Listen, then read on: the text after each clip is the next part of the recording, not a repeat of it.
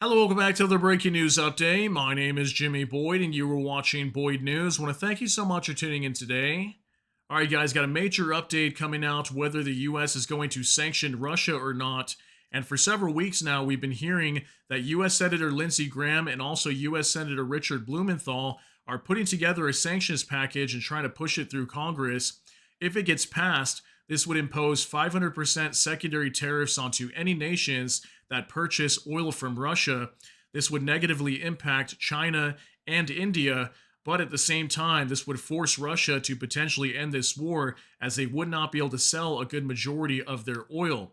So, I have an update for you guys today. We're going to take a look at this story on your screen. Trump seeks to weaken Senator Graham's devastating Russia sanctions bill. The administration of U.S. President Donald Trump has urged Republican Senator Lindsey Graham to soften sanctions against Russia in the Sanctioning Russia Act of 2025. Yeah, so this is a crazy story. Apparently, behind the scenes, there's lots of talks going on, and the Trump administration is trying to soften this bill as much as possible. This was reported by the Wall Street Journal today.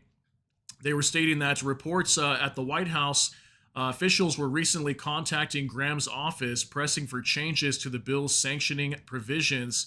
And also, according to aides to Lindsey Graham, who asked to remain anonymous, they said that, among other things, the Trump administration proposed adding provisions to the draft that would allow the U.S. president to decide whom or what to sanction.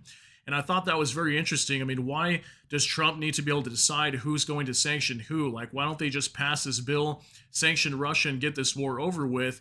But clearly, what we see is it looks like U.S. President Trump is trying to protect Russia in some ways. And we know a lot of this has to do with Trump wanting to do business with Russia in the future. They're trying not to sabotage ties with them. That's what it seems like he's doing, but I know a lot of people feel like Trump is doing this on purpose to protect Russia. So you guys can let me know what you think. But apparently, U.S. Senator Graham's team also expressed frustration, and they're arguing that diluting the mandatory sanctions would render this bill ineffective, and noting that Trump already has discretionary powers to impose sanctions. So Trump already has the ability to impose sanctions. He hasn't done so yet. This is why Congress is trying to do this. But now it looks like Trump is trying to come in and quietly pressure the Senate to weaken these sanctions. And that's what we're going to talk about today. So we have this report on Kiev Independent. Trump quietly pressuring Senate to weaken Russia's sanctions. According to the Wall Street Journal today, you can see the date, June 6, 2025. And it says right here, the White House is urging Republican Senator Lindsey Graham to soften his sanctions bill against Russia, the Wall Street Journal reported on June 6, citing congressional staffers. The bipartisan sanctions bill introduced on April 1st by Graham and Senate Democrat Richard Blumenthal seeks to impose a 500% tariff on imports from countries that continue purchasing Russian oil and raw materials. In recent weeks, Trump administration officials have contacted Graham's office with requests to water down the legislation, congressional aides told the Wall Street Journal. The White House reportedly asked Graham to insert waivers into the bill, allowing Trump to choose which entities get sanctioned and changing the word shall to may. Removing the mandatory language from the text would essentially defang the bill, staffers said. So look at that, guys. That's crazy. The Trump administration wants the ability to choose which entities get sanctioned, which countries get hit with 500% tariffs, which ones don't, maybe even lower the amount or percentage of the tariffs. I mean, clearly trying to sabotage this bill as much as possible, and then changing the wording from shall to may. So basically saying, we may sanction this country, we may sanction that country, and basically pick and choose who they go after, possibly watering down this bill just like it states here. Blumenthal confirmed that negotiations with Trump officials were taking place behind the scenes, but did not comment on the substance of the talks. We're moving ahead, and the White House is included in our conversations, he told the Wall Street Journal. Earlier, a Republican Senator Roger Wicker on June 4th said that Trump had asked the Senate to postpone voting on the bill, which had been scheduled to come to the floor this week.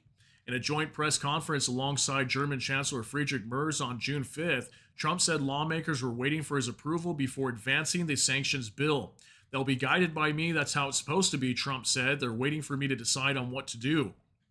In the same briefing, Trump said that he had a deadline in mind for when he would enforce new sanctions on Russia, but did not give specifics, saying only that sanctions would be imposed when it became clear that peace talks were not moving forward. He also said that sanctions could apply to both Russia and Ukraine. Takes two to tango, he said. So, yeah, I mean, I understand that he's waiting to see whether peace is going to be achieved here, but I think it's very clear that Russia is not serious about ending this war. And then I also gave you guys a report earlier today that Russia plans to take over even more territories in Ukraine, blocking Ukraine's access to the Black Sea. I mean, Russia has serious plans about waging war against Ukraine for potentially years longer. I mean, very clear to see here that Russia's not ready for peace. Why is the U.S. not acting on this? Finally, it says during the June 5th press conference, Trump compared Ukraine and Russia, which launched an unprovoked full scale invasion against Ukraine in February 2022 and partially occupies four Ukrainian regions in addition to the illegally annexed Crimean Peninsula, to children fighting on a playground. That's what he called Ukraine and Russia. He said that they're like children fighting on a playground.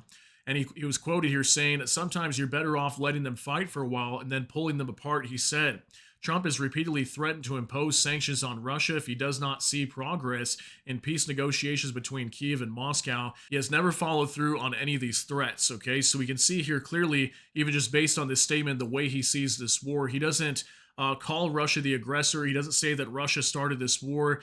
He's basically just stating that, Ukraine and Russia are just upset with each other and they're just fighting like children in a playground. So crazy that he sees this like this.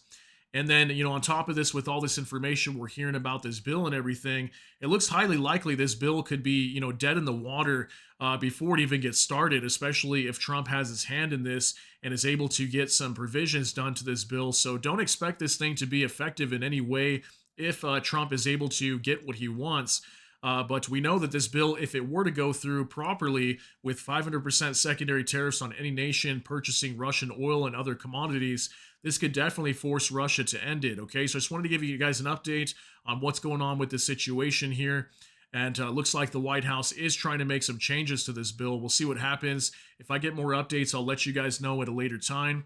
But that's going to be it for today's update. If you got something out of this, please smash that like button. Also, if you enjoy my content, please consider subscribing down below. Hit the notification bell. That way YouTube can notify you. And with that, hope you all have a great day. Everybody take care and God bless. And we'll see you in the next one.